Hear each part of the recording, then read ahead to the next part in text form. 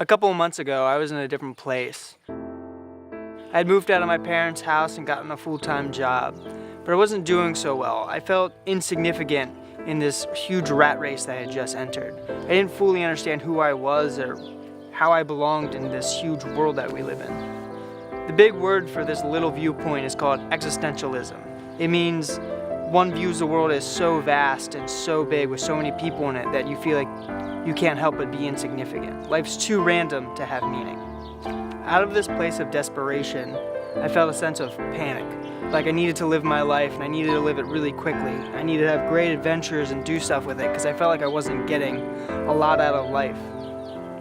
So when this mission trip came up, when this 6-month opportunity came up, I felt like I needed to do it. I could get out, I could travel, I could meet new people, I could have a lot of fun, and I could see if God is as good as I've been told He is.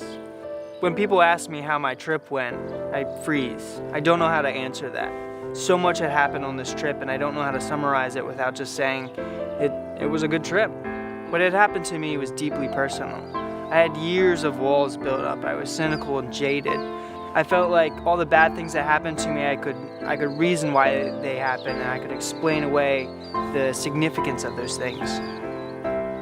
If I could understand something, I could have a power over it. If I could explain why something was the way it was, I felt like I could control my circumstances just a little bit, and that's all I could get, so that's what I held on to.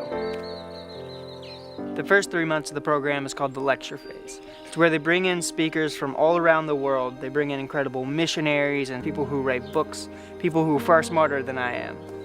These speakers, these missionaries, these people who just love Jesus with everything they have, they just dumped all their knowledge and their wisdom and their stories, their challenging stories, their funny stories. For 3 months, we got all of this wisdom unloaded onto us. It was a lot to take in. At first I had good days and I had bad days, and it was sort of a fight. It was a struggle. The conflict was faith. I was being asked to believe in something that couldn't be fully proven, and I didn't know how to wrap my head around that. The opponent I was wrestling was my pride.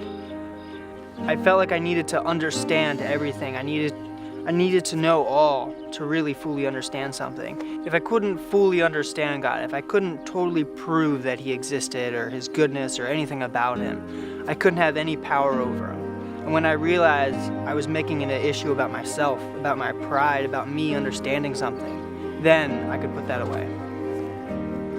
When I was in the Philippines, I saw incredible things.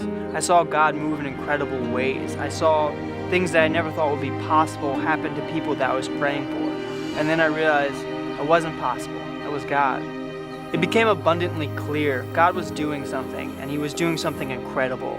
It was far beyond my understanding, and for the first time in my life, I felt like I didn't need to understand something. I just felt excited to be part of it.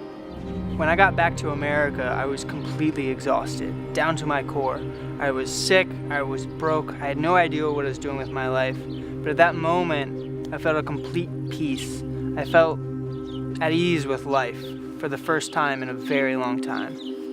The facts are all the same. We're still living on this giant rock floating through space with 7 billion people on it, but for the first time, I don't feel insignificant. So if you ask me how my trip went and I froze, it's because I changed. It's because God gave me eternal life, and it started the day I decided to accept it. And that's why I'm going back to lead a team. I want to give other people the same opportunities I've had. I want other people to perform miracles they never thought were possible and then realize that those weren't possible. Those miracles weren't even from them. I want these people to know who they really belong to and how valuable that makes them. I want them to have a hard time answering a simple question.